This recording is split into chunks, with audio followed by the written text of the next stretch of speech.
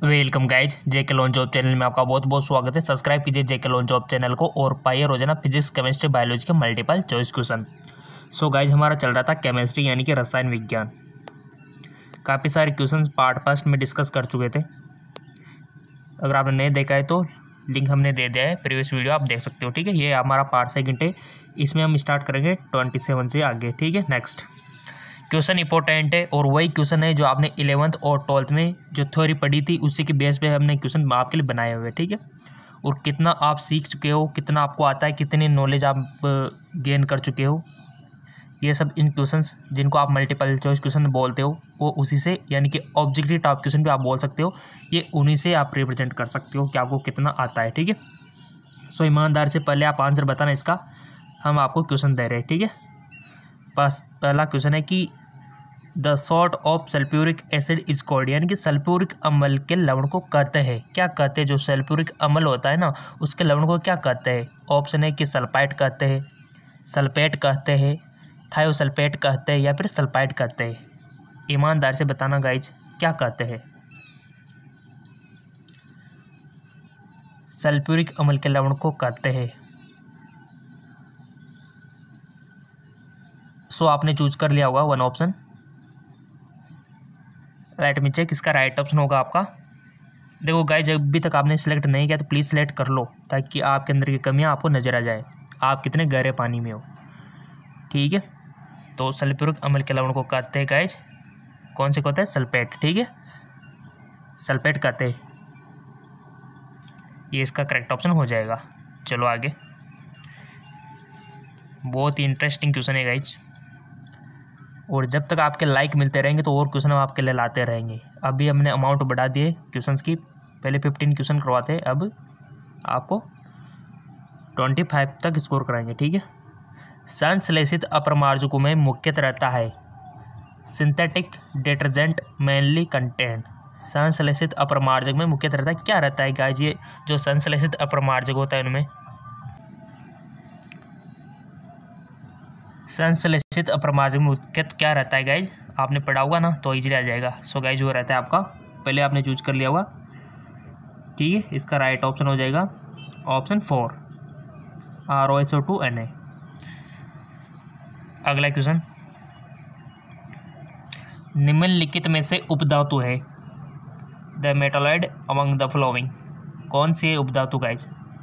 Arsenic, sodium, स्वर्ण, लोहा।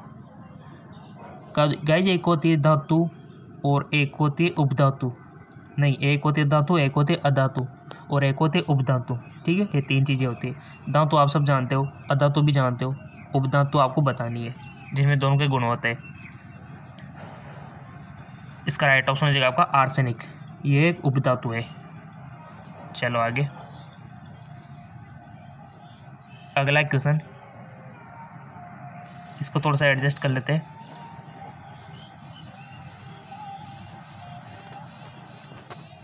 किस प्रकार के यौगिकों का उच्च गलनांक और खपतनांक होता है?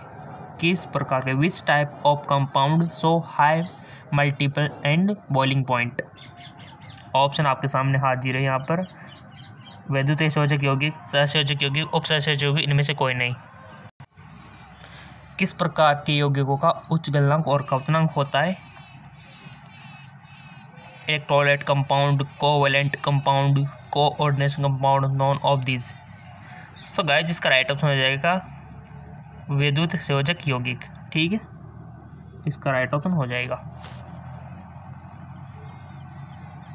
अगला क्वेश्चन है कि बेंजीन और टोलुइन का मिश्रण बनाता है, बताइए।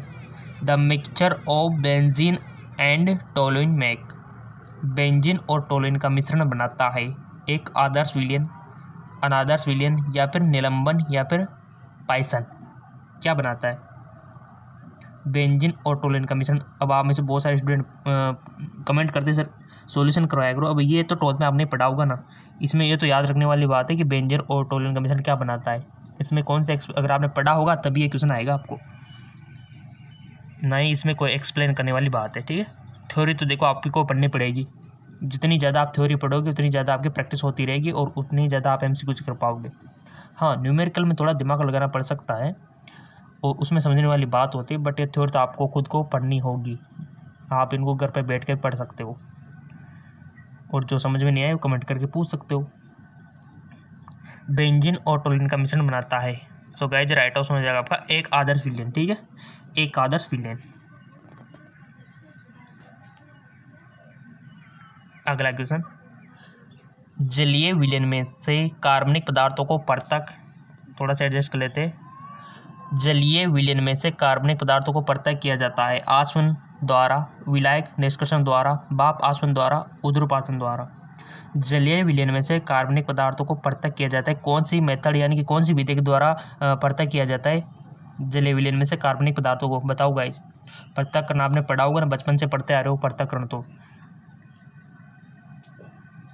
सो गाइज इसका राइट ऑप्शन हो जाएगा आपका विलायक निष्कर्षण द्वारा। ठीक है, विलायक निष्कर्षण यानी कि सॉल्वेंट एक्सट्रैक्शन, इसका राइट ऑप्शन हो जाएगा। अगला क्वेश्चन है कि आपको यहाँ पर बताना है कि गिब्स हेल्महोल्ट्ज़ समीकरण है। What is Gibbs Helmholtz equation? Delta G is equal to T delta H minus H, या फिर delta G is equal to delta H minus T delta H, या फिर delta G is equal to E plus T delta H, delta G is equal to delta H plus T delta H. Gibbs Helmholtz समीकरण। Question सारे important है और यहीं से question आपके बनते हैं डायरेक्टली। 11th और 12th से ही क्वेश्चन बनते हैं। इंट्रांस एग्जाम, आप कोई भी इंट्रांस एग्जाम दो आप साइंस का 12th के बाद, क्वेश्चन यही होता है आपका। नीट हो, नर्सिंग हो, पैरामेडिकल हो, फार्मेसी हो, एग्रीकल्चर हो, क्वेश्चन फिजिक्स केमिस्ट्री बायोलॉजी से ही बनते हैं अगर आप इंट्रांस एग्जाम देते हो तो। और इंट्रांस एग्जाम के लिए ये जो क्वेश्चन है राम बनाना है। ठीक है, सो गाइज आपने चूज कर लिया होगा इसका राइट ऑप्शन क्या होगा। इसका राइट ऑप्शन हो जाएगा आपका delta G equal to delta H T delta H. ठीक है, करेक्ट आंसर आप देख सकते हो, बहुत अच्छा क्वेश्चन है। इसका राइट ऑप्शन सेकंड। ठीक है, बढ़ते आगे की ओर। माइनस प्लस का आप थोड़ा ध्यान रखना है इसमें। निम्नलिखित में से कौन सी कार्य की इकाई है? इकाइयाँ तो हमने आपसे बोल ही रखा है कि फिजिक्स और केमिस्ट्री की जितनी भी इकाइयाँ हैं, जितनी भी यूनिट है, सबको एक पेज पे लिख लो ताकि एग्जाम के टाइम पे सारी को आप देख के चले जाओ। Which of the following are the unit of work? निम्नलिखित में से कौन सी कार्य की इकाई है? कार्य की इकाई आपको बतानी है। ठीक है, वर्क की। सिंपल भी, अगर आपने देखा होगा कहीं पर आपने सवाल भी किए होंगे तो अवश्य लिखा होगा यूनिट आपने। तो राइट ऑप्शन हो जाएगा आपका KG metre square second square. ठीक है, और यहाँ पर आप देख सकते हो न्यूटन मीटर दोनों। ठीक है, ये इसके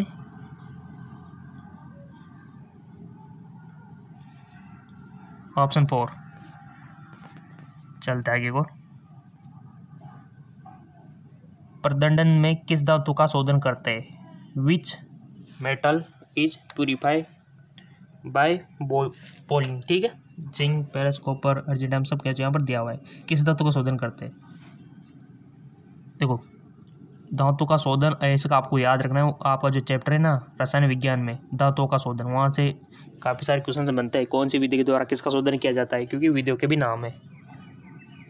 सो यहाँ पर आपसे पूछा गया है which metal is purify by poling, तो राइट ऑप्शन हो जाएगा आपका कॉपर। ठीक है, कॉपर इसका राइट ऑप्शन हो जाएगा। बढ़ते आगे को। अगला क्वेश्चन है, यदि प्रक्रिया स्थिर ताप और दाब पर कराई जाए तो a process is taking place constant temperature and pressure, then क्या होगा? डेल्टा एच का मान आपको यहाँ पर सही बताना है गाइस। क्या होगा डेल्टा एच? डेल्टा ई होगा, टी डेल्टा एस होगा, जीरो होगा, डेल्टा एस जीरो होगा। बताइए क्या होगा यदि प्रक्रिया स्थिर ताप और दाब पर कराई जाए तो? ईमानदार से बताना, बहुत अच्छा क्वेश्चन है। और अब तक तो आपने कवर कर लिया होगी, 11th 12th सब पढ़ चुके हुए, एग्ज़ाम हो चुके हैं, तो नॉलेज काफ़ी हो गया होगी आपको इसके बारे में। तभी तो ये क्वेश्चन हम आपके लिए दे रहे हैं। प्रैक्टिस के साथ साथ आपको कुछ सीखने को मिल रहा है। आप खुद का टेस्ट भी यहाँ से कर सकते हो कि कितने क्वेश्चन आपके सही जाते हैं, कितने क्वेश्चन गलत जाते हैं। सोच लिया होगा आपने one question. Let me check, इसका राइट ऑप्शन होगा delta H equal to T delta H. ठीक है, ऑप्शन 2 करेक्ट हो जाएगा। निम्नलिखित में से कौन से समूह में केवल इलेक्ट्रॉन स्नेही किए? Which of the following group contain only electrophiles? देखो आप में से बहुत सारे स्टूडेंट कमेंट करते हैं सर इसको पूरा समझाया करो, एक्सप्लेन किया करो। अगर गाइज इसको समझाए तो देखो वीडियो आधा 1 घंटे तक भी जा सकता है। अगर आप तैयार हो आधा 1 घंटे तक का वीडियो देखने के लिए तो हम समझा देंगे, कोई दिक्कत वाली बात नहीं है, क्योंकि समझाने में टाइम लगता है काफ़ी सारा, तो समझा देंगे, ऐसी कोई बात नहीं है। बट वीडियो फिर आप मत कहना कि 45 मिनट का हो गया है, 60 मिनट का हो गया है, ठीक है, क्योंकि इतना ही लंबा जाएगा अगर इसको समझाएंगे तो, क्योंकि क्वेश्चन ज़्यादा ले रहे हैं ना अपन, इसलिए।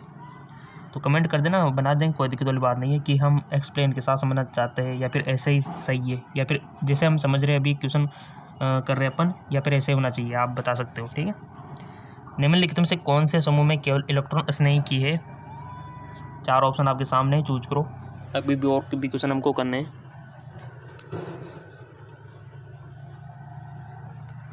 सो गाइस जिसका राइट ऑप्शन हो जाएगा आपका AlCl3SO3 N+O2, ठीक है, AlCl3, ठीक है, ऑप्शन 3 हो जाएगा इसका। शून्य कोटि अभिक्रिया के लिए दर स्थिरांक की इकाई है। The unit of velocity constant for zero order reaction. शून्य कोटि अभिक्रिया के लिए दर स्थिरांक की इकाई आपको बतानी है। मोल सेकंड, लीटर सेकंड यूनिट्स, या फिर litre mole second, mole litre second. बहुत अच्छा, एक यूनिट तो पूछी जाती है हमेशा की तरह, तो हमने बोल ही रखा है आपसे कि यूनिट तो आप लिख ही लो। केमिस्ट्री के फॉर्मूले, फिजिक्स के फॉर्मूले आप चाहे तो एक नोटबुक में नोट कर सकते हो, एग्जाम टाइम पे बहुत फ़ायदेमंद होते हैं। तो राइट ऑप्शन हो जाएगा, चूज कर लो पहले आप ईमानदारी से, जो भी आपको याद है। कर लिया होगा आपने चूज, लेट मी चेक। इसका राइट ऑप्शन हो जाएगा आपका मोल लीटर सेकंड यूनिट, ठीक है, मोल लीटर, ऑप्शन 4।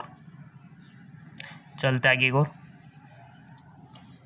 निम्नलिखित में से कौन एल्डोल संघनन देगा? Among the flowing which undergoes aldol condensation, यानी कि CCl3 CHO CH3 CHO, या फिर CH3 CH2 CHO, या फिर आपका HCHO। निम्न में से कौन एल्डोल संघनन देगा, यानी कि कौन कौन नहीं देगा, ये आपको पता होगा तो आप इजीली कर पाओगे इसको। और आपके रसायन विज्ञान में भी है ये क्वेश्चन है डायरेक्ट कि कौन कौन नहीं देता है, तो वो पढ़ा होगा तो इजीली आपको ये क्वेश्चन आ जाएगा। वो अगर नहीं पढ़ा तो यहाँ सीख लेना, अभी 3 क्वेश्चन रिजेक्ट करेंगे, वही इसके नहीं देने वाले होंगे, ठीक है। बट आपको यहाँ पर कौन एक है जो देगा। सो गाइस वो देगा आपका CH3 CH2, ये वाला देगा, ऑप्शन 3 वाला, और बाकी के नहीं देंगे, यानी कि ये नहीं देते, ठीक है, ये नहीं देते। लिख सकते हो आपकी, ये नहीं देते और ये देते। क्लियर, चलता है को। Br2 का BrO3 में बदलने पर Br की ऑक्सीकरण अवस्था बदलेगी 0 से +5, +1 से +5, 0 से -3, या फिर +2 से +5। बहुत अच्छा क्वेश्चन। Br2 का Br3 में बदलने पर Br की ऑक्सीकरण अवस्था बदलेगी, बहुत अच्छा क्वेश्चन। ऑक्सीडेशन से भी क्वेश्चन आता है गाइज, ऑक्सीडेशन स्टेट से क्वेश्चन आता है, आपसे पूछा जा सकता है किसी की ऑक्सीकरण अवस्था, उपसर्जक संख्या भी पूछी जा सकती है। इसका राइट ऑप्शन है 0 से +5, ऑप्शन फर्स्ट। जिन जिन का सही था बहुत बहुत धन्यवाद। सम विखंडन कराने पर CH3CH2 देता है। सम विखंडन कराने पर कौन देता है, ये ऑप्शन आपके सामने हाजिर है। CH3 CH+, या फिर CH3 C-H2 and Cl, CH3 CH2+, Cl-, या फिर CH CH2 Cl। तो राइट ऑप्शन हो जाएगा आपका इसका CH3 CH2 Cl, ठीक है, CH3 CH2 एंड Cl। रसायन विज्ञान बहुत अच्छी है गाइस, ज़्यादा डिफिकल्ट नहीं है, ज़्यादा हार्ड नहीं है, अगर पढ़ते हो तो सब आसान हो जाता है। निम्नलिखित में से कौन सा अवस्था फलन नहीं है? विच of the following is not a state function. अवस्था फलन नहीं है, यानी कि आपको पता होना चाहिए कि कौन कौन सा अवस्था फलन है। ΔG, ΔI, W, ΔH। और हमने तो बोल भी रखा है आपसे कि अगर ये भी क्वेश्चन कम लग रहे हो तो एक और चैनल है GK MCQ MK channel Hindi medium, ठीक है, लिंक नीचे दे रखा है इसका भी। यहाँ से भी आप फिजिक्स केमिस्ट्री बायोलॉजी के डेली क्वेश्चन प्राप्त कर सकते हो नॉन स्टॉप।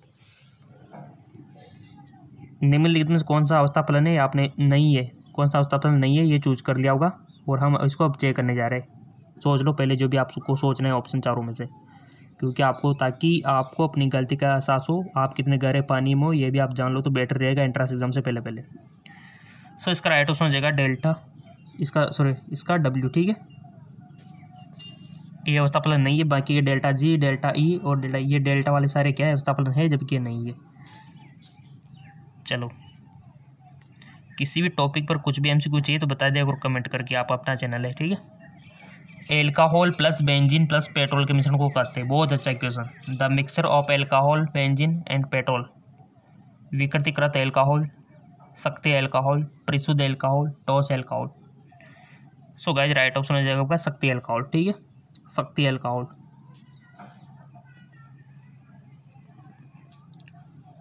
वह सक्रिय प्रजाति जो बेंजीन के क्लोरीकरण के लिए उत्तरदायक है, वह सक्रिय प्रजाति जो बेंजीन के क्लोरीकरण के लिए उत्तरदायक है, Cl+, Cl-, Cl2, Cl2-। वह सक्रिय प्रजाति जो बेंजीन के क्लोरीकरण के उत्तरदायक है, चूज करो पहले। आप कर लिया होगा, इंटेलिजेंट स्टूडेंट हो, 1 सेकंड में कर लेते होंगे चूज तो आप, बट चेक कर लेते। Cl+, ठीक है। द्रव्यमान की SI इकाई है, SI unit of mass, kilometre, kilogram, milligram, gram.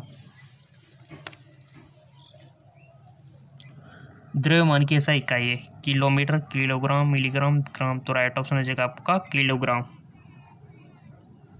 द्रव्यमान की तो सबको आता होगा किलोग्राम।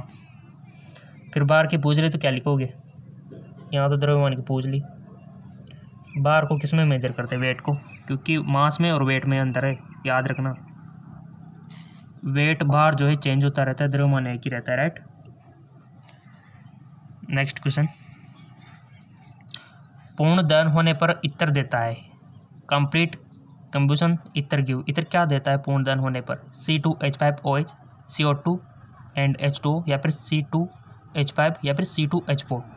पूर्ण दहन होने पर इत्र क्या देता है, इत्र सेंट जो होते हैं क्या देता है, और जलता है इत्र, आपको पता है क्योंकि उसमें अल्कोहल आता है, ठीक है। तो पूर्ण दहन होने पर ये देता है गाइज आपका CO2 और H2O, ठीक है, ये देगा।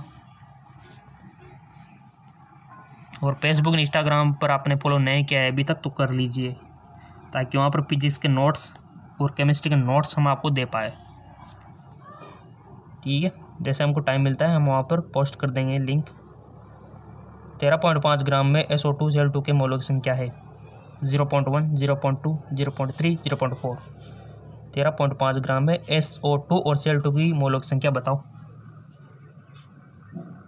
निकालने आती होगी तो आप पेज पे निकाल के इजीली बता सकते हो। सोच लिया होगा, लेट मी चेक। इसका राइट ऑप्शन हो जाएगा 0.1। इतनी होगी, कितनी होगी, 0.1 होगी। अगला क्वेश्चन है, मोलल विलयन में विलेय पदार्थ का 1 मोल गुलाह रहता है 1000 ग्राम विलायक में, 1 लीटर विलयन में, 1 विलायक में, या फिर 22.4 लीटर विलयन में। तो राइट ऑप्शन हो जाएगा आपका 1000 ग्राम विलायक में, ठीक है।